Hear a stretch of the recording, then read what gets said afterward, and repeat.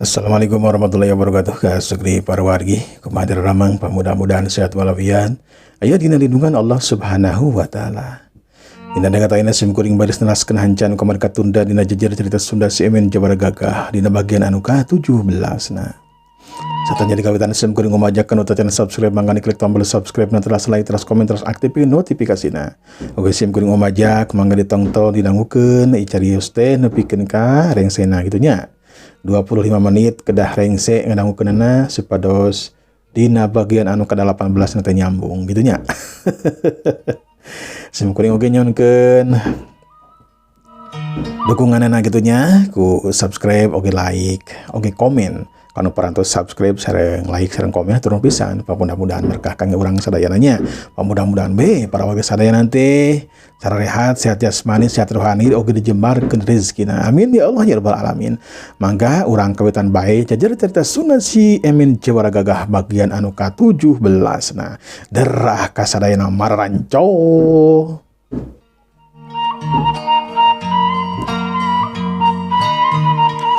Mangsa alam harita isuk-isuk kira wanci mah jam 7:30 isuk. Jalma-jalma harita ngakimung di urut imahna si Emen atau urut imah bapana nya telembang buyen jeung inungnan katelah biunai.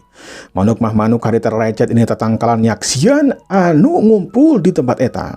Sakabeh jalma tamplok hadinya.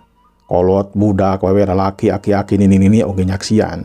Teu sirikna pas sedek malahan mah ayuna naik kana tangkal kai sagala hayang sidik cenah kana naon-naon anu bakal kajadian dina poe harita. Harita aya jalma nu asup ka jero pager. Aya kana dua anak mimitina mah saterusna mah harita ditambahan deui jeung anu sejenna jadi aya opatan anu asup ka jero teh. Eueuh anu ngaganggu eueuh dia anu asup lantaran teu diparentah ku Mang Akum. Mun teu main diparentah mah jigana aya dia anu asup ka jero. Anu katelah Mang Adun jeung Mang Juna harita ngaguarkeun taneuh anu palebah dapur teh diguarkeun harita ka tengah. Sangkan ngagali taneuhna teh bisa laluasa cenah. Saterusna mah Mang Adun Mang Juna jeung anu sejenna babaturanna harita ngagali taneuh terus we harita ngageduk dipacul harita teh nepikeun ka jero. Nya jero nama saukuran we satangtung jelema. Lantaran kitu memang parentahna ti si Emen. Kudu sesuai jeung kakuduanana cenah satangtung jelema oge ditambahan ku jengkal kana 2 jengkalna. Kitu katangtuan mun teh mah ngurepkeun jalma sok cenah jalma mah nya telembang buyen jeung biunai bageus eueuh lantaran geus jadi lebu. Baheula teh dialungkeun tiapan ku jalma jahat karena senedurukan imahna anu keur ngabebelah geus tangtu we geus jadi lebu.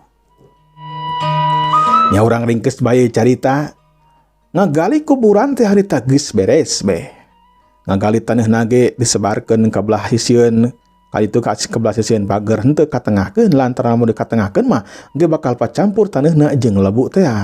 Ku si Emen ulah pisan dicampuran jeung taneuh keun be eta palebah dinya mah cenah. Urutna we urut lebu di dinya mah ulah dicampur jeung taneuh anu anyar nyatana ti jero taneuh teh meunang ngagali. Sabarana beres mah harita si Emen kakara harita asup ka jero eta lingkaran pager teh asup ka jero.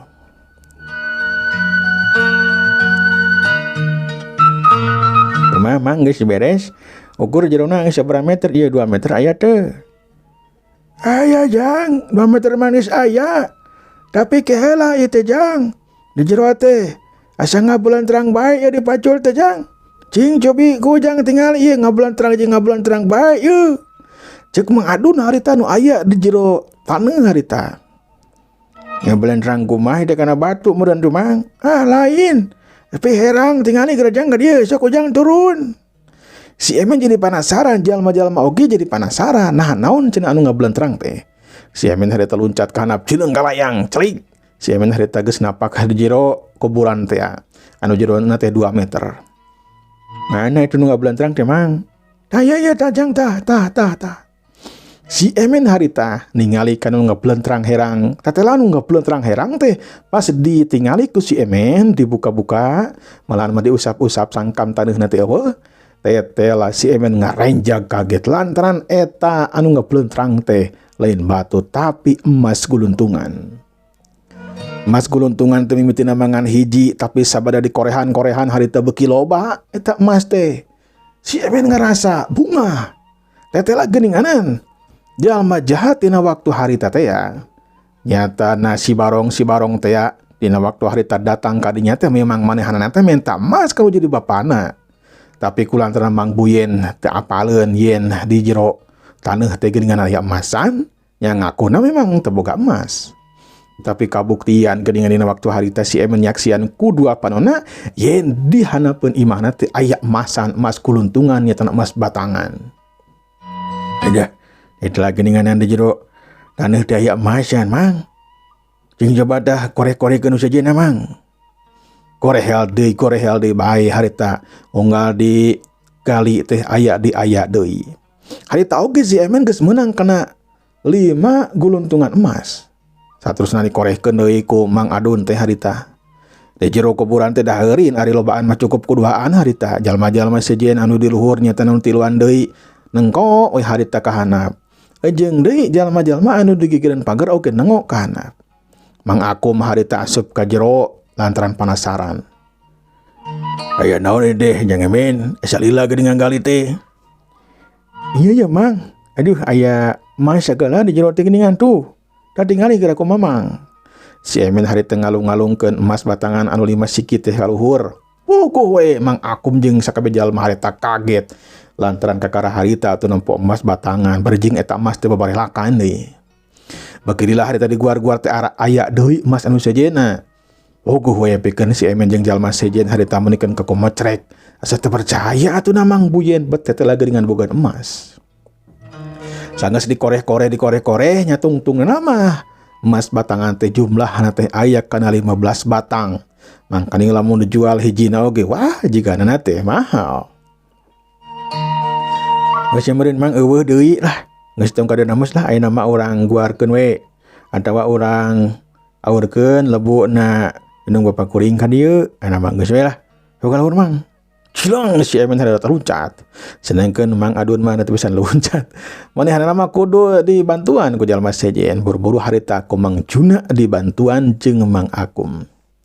Sabarang si Emen di luhur harita, si Emen ngabersihan emas harita nu jumlahna teh 15. Saraya harita mencorong ka si Emen anu keur nyekelan batang emas. Pada ku mencerek pada hayang atau mibanda eta emas. Saterusna mah Mang Adun, Mang Juna jeung jalma anu sejenna harita. Terus harita ngaguarkeun lebu diasupkeun kana kuburan anu geus digali bieu. Nya singket caritana mah sakabeh lebu harita geus diasupkeun kana kuburan. Sabadana rengse mah harita terus diurugan deui ku taneuh anu anyar teh anu masih kene beureum. Ku si Emen harita ditempokeun be.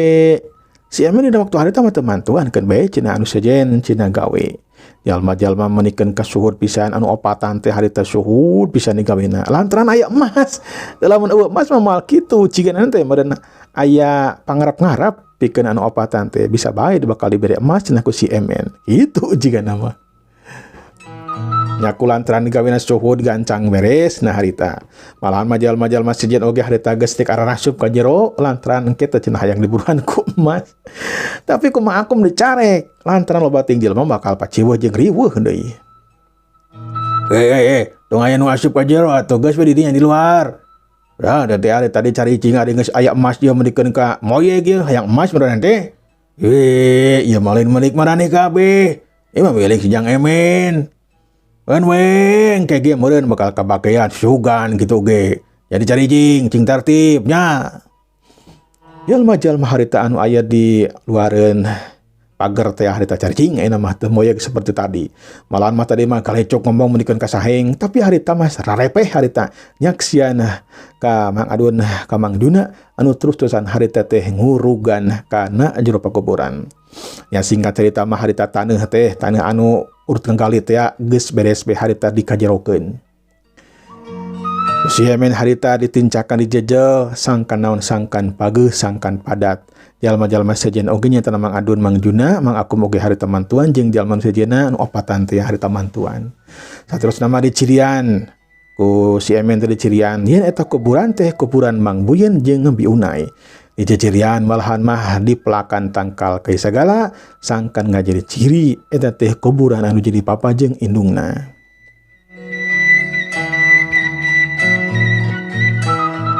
Sabarana beres ngurupkeun lebu teh lebu indung bapana si Emen. Si Emen harita teh pancung nangtung bari jengpok harita teh jemarita.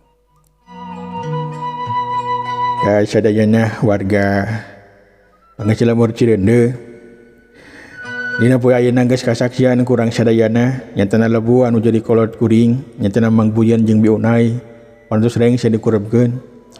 Kuring mentah hampura atas nami pun bapa jeung pun biang, pamudah-mudahan we pun bapa jeung pun biang teh dihampura dosana sakabeh dosana oge ditarima amal hadina ku Allah Subhanahu wa taala. Mun tiama kaparengan kolot kuring teh loba hutang, boga hutang keserea, boga hutang janji atau boga hutang duit. Oke ngobrol ka kuring. Tapi kuring merdi hayang jujur, ulah dijieun-jieun kepada kuring ayeuna geus boga emas. Kuring di awal-awal nage teu apal, di jero atawa di handapeun mah kuring teu aya emas teu apal.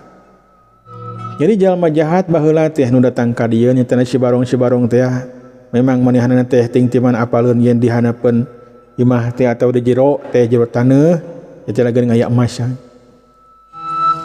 Wayahna maraneh kabeh kudu jujur mun teh mah kolot kuring boga hutang sok sabaraha, mun teh mah boga janji naon? Keun kukuring bakal dilaksanakeun eta janji jeung bakal dibayar sakabeh hutang indung bapa kuring. Kumaha kaharti kabehanana ngarasa lugina hate ku si Emen cumarita kitu. Kabehanana harita caricing eueuh anu cumarita da memang Mang Buyen jeung Biunai mah teu bogan hutang ka sararea oge. Teu bogan hutang janji ti manehanana memang geus sepakat Mang Buyen jeung Biunai mah ulah boga hutang ka saha oge sok sanajan sarupiah. Naon sababna dina rumah tangga mah mun teh mah geus mimitian boga hutang geus pasti we kaituna teh bakal nginjem deui. Malahan mah dina ngalakukeun kegiatan oge mun teh mah ditah gawe Mang Buyen mah sok ngomongna teh teu janji. Kitu nya kitu we teu ngajanjikeun. Tapi dina prak-prakanana mah Mang Buyen sok tepat waktu di mana-mana ngalaksanakeun kawajibanana mun teh mah diparentah gawe naon be seperti macul, berti ngarit jeung sajabana. Sajong dina masih Emen jeung Mang Akum harita caricing di didinya we kitu bari jeung nungguan jalma sejen. Bari jeung nungguan jalma-jalma anu ngomong kitu. Susuganan we cenah aya anu bakal ngomong bebeja yen Mang Buyen teh jeung Biunai teh bogan hutang. Mang Akum harita nguatan kana ceritaan si Emen pok harita. Da gandengan rajan kabeh teh caricing. Sok saha anu ngarasa Mang Buyen teh pernah boga hutang kitu. Mun teh mah eueuh nya teh naon tapi ditungguan heula ieu. Ditungguan heula nepikeun ka engke peuting. Mun teh mah dina peuting engke eueuh anu datang ka imah. Kula ngobrol ka si Jang Emen ngeunaan hutang. Berarti Mang Buyen jeung Biunai teu boga hutang. Teu boga hutang duit jeung teu boga hutang janji. Keur kitu jelengkeung harita aya nu cumarita. Eta lageninganan cumarita teh Mang Adun, Mang Juna oge harita teh cumarita. Punten, Mang Akum oge Jang Emen. Sauninga Mang mada Mang Buyen jeung Biunai mah teu gaduheun hutang. Pokona mah estu apik pisan teh gaduhan hutang saperak-perak acan.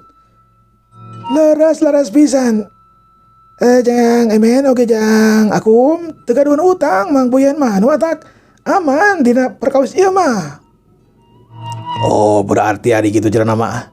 Teu naon. Jaga itulah ari arewa anu cumarita mah. Ayeuna orang baraleg we ka imah masing-masing nya. Geus tong ngumpul-ngumpul kieu lah. Bisa kaparengan aya jalma jahat ka dieu, aya mah bubar we bubar. Hayu urang balik ka imah masing-masing.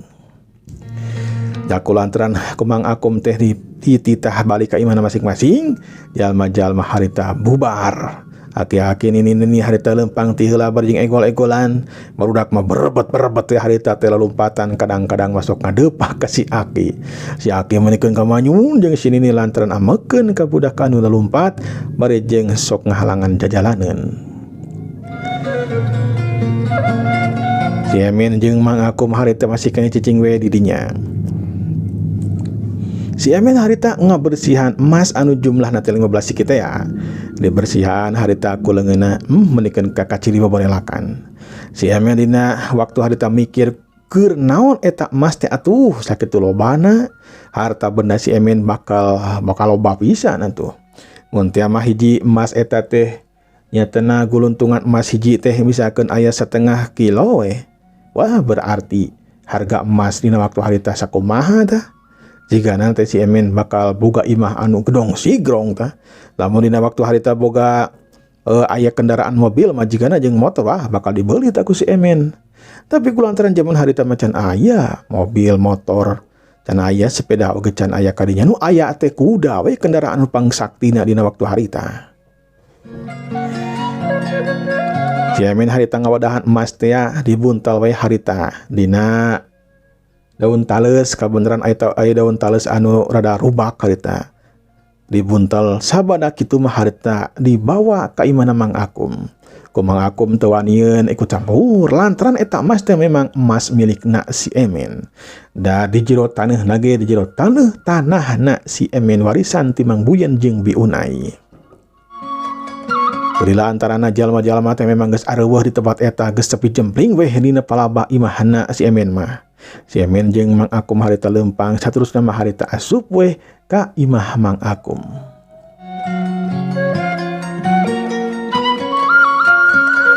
Sapadana aya di tepas harita pokas si Emin teh cumarita ka Mang Akum. Punten ieu Mang, kuring nik tumanya ieu ka Mang ieu. Saran cing. Kira-kira naya cek Mang ya emas ya kudu dikumahakeun ya Mang. Antaran kuring da kakara ayeuna tuh Mang ya emas model kieu mah ya guluntungan gede kieu mah ya. Cigana mah ieu mah baheula meureun papendeban jalma baheula meureunan. Jalma Belanda, zaman Belanda meureun gitu. Teuing dah. Da pokona mah teu nyaho kuring oge. Ari caran Mamang mah ieu Jang Emin. Ieu teh bisa dijual ke kepentingan kebutuhan ujang.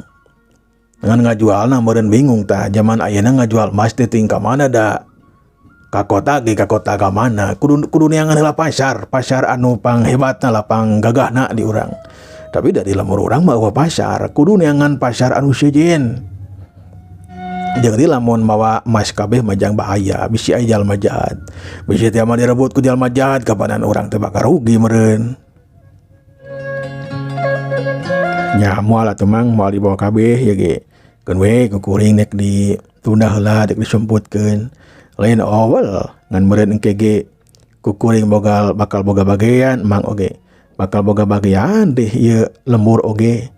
Mun teh mah lembur geus aman kitu ge. Da percuma lamun teh mah aya boga bagean oge lamun lembur ieu masih kene can aman. Kan kukuring nek dibagi-bagi emas teh moal hawak didahar ku sorangan moal. Sawareh keur kapentingan kuring lantaran kuring ogah yang rumah tangga meureun engke mah boa-boa engke teh bakal di mere anak anu loba gitu dah. Ai kahayang mah anak teh 10 Mang tong gagok. Ya alus oge kitu Jang. Cing loba budak mah. Tong gagok 10 dek 11 oge goe lah. Jadi ke-11an gitu. Bener pisan Mang teu naon lah. Sakitu oge. Ya meureun kuring kudu neangan heula tempat keur ngajual ieu emas. Jeung di ulah gagabah meureun kudu apal heula harga emas kepadan. Lamun teu apal harga emas ayeuna sabaraha-sabaraha urang teh pan bisa katipu meureun nyamangnya. Bener Jang kudu hati-hati. Masalahna loba jalma jahat ayeuna teh anu newo-newo hayang bae kan harta benda mah. Hati-hati Jang. Pokona mah emas ujang teh kudu mawa emas tong loba ting hiji we Jang. Anu sejenna mah sumputkeun ku Ujang. Bapak ulah apaleun, jalma-jalma sejen oge ulah apaleun nya. Kada ieu lantaran bahaya ieu lamun tersebutkeun buru-buru mah kitu. Tenang we Mang, kukuring bakal disebutkeun tenang be tenang. Bakal moal aya nu nyahoeun, aman kecida. Ya sabada kitu mah si Emin harita ngaleos ka kamarna. Anu memang dipernahkeun ku Mang Akum teh di hiji kamar nyatana di kamar tengah kamarna teh. Kamar imahna Mang Buyen teh aya 3 di kamar deket dapur hiji eta mah apalagi Mang Akum jeung pamajikanana sedengkeun si Emen mah di kamar tengah aya kana hiji dinya tanah kamar tepas. Si Emen harita asup ke jero kamar. Mas harita teh dituna dina meja bareng dipencrong weh ku si Emen. Sabada kitu mah si Emen harita kesat-kesut bareng naon bareng nyumput-nyumputkeun eta emas. Disemputkeun we di dinya we di kamarna disemputkeun teh. Tapi memang luar biasa si Emen mah geus biasa meureuna sok sumpat-sumput dina waktu di guha jeung ini opang bisa pisan dina nyumputkeun teh emas teh disebarkeun di kamarna teh. Henteu ditumpukkeun dijikeun henteu tapi disebar-sebar. Kaitu ka dieu. Nya sabada kitu mah si Emen harita keluar deui ti jero kamar. Gek di we harita dihareupeun Mang Akum. Ari ayeuna ujang beri ka mana ye? Nya di abdi mah urang nguriling teh Mang, urang netenan ieu lembur gitu. Kuring hayang ningali ye imah-imah warga di dieu pakasabna naon da kudu diperhatikeun Mang. Mamang teh selaku popo lembur kudu bisa ningali kemampuan ekonomina rahayat di teh naon, ini sabaraha hiji jumlahna, miskin sabaraha hiji, fakir sabaraha, nu beunghar saha, jadi kudu apa Mang? Nya lamun teh mah kuringkan kaparangan ayeuna boga harta benda model kieu ya kudu kumaha carana kapan supaya ngabangkitkeun perekonomian masyarakat di dieu. Anu jualan saha, anu sok sawah saha, anu boga harta benda saha, eta teh geus kudu apal Mang. Lantaran mamang teh selaku popo lembur. Bener oge euy, nyayut lah. Ayeuna we atuh jangnya urang indit nya hayu atuh Mang ayeuna we lah bisi kabur sore manten ayeuna mah kapan masih kena aya waktu ya ka karek 9:30 mah atuh jamak lah nya Mang nya ieu urang indit nya sabada kitu mah si Emen jeung Ma Akum teh kaluar ti imah harita curut we kaburuan duana harita lempang ngagandeang salsena keur bari jeung ngareretan imah-imah warga di dinya we anu deukeuteun Mang Akum harita direretan ku si Emen teh anu jalma-jalma aya di dekeun imahna nya teh dina Bang Barung harita dariuk terus nama harita menikeun kasemiah daredeh ka si Emen teh malahan mah hayang dianyangan sagala ku si Emen.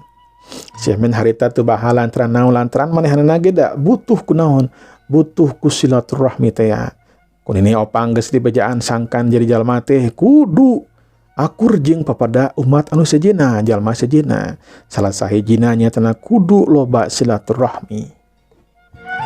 Semen harita sasalaman saterus nama asup ka imah sakedeung kaluar deui kitu jeung kitu we dipapai kabehanana.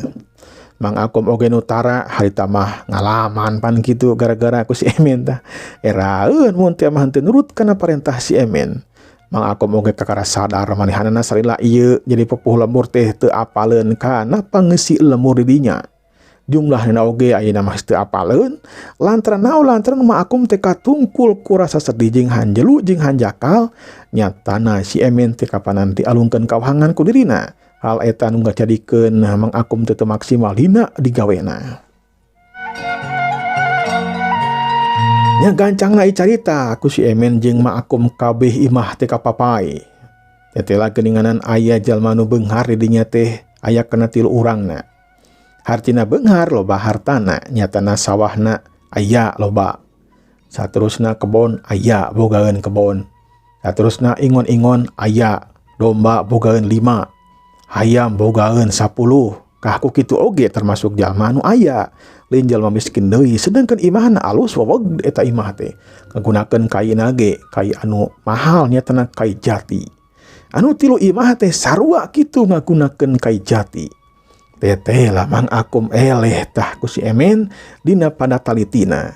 Sedengkeun anu salenti eta mah imah teh biasa bae. Menengah eta mah, menengah. Pakasabna aya sawah boga tapi kebon mah eueuh. Ingon-ingon loba tapi ngan hiji atawa hiji 2 lah. Hayam mah aya kana 5 geus biasa ari ngurus hayam mah memang sok loba. Tapi kan ari hayam dijual oge teu saimbang jeung domba.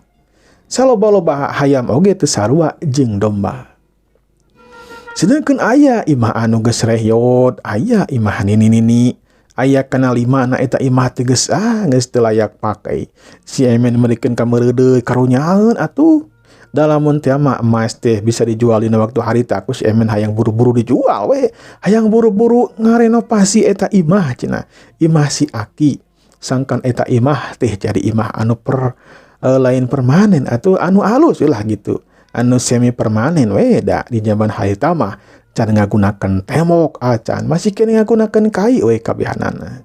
Tatapakan oge masih kene ngagunakeun batu we ngala di sisi uahangan. Eleuh waktosna perantos Sepkom dangu uljeng kantun kasadena. Wassalamualaikum warahmatullahi wabarakatuh.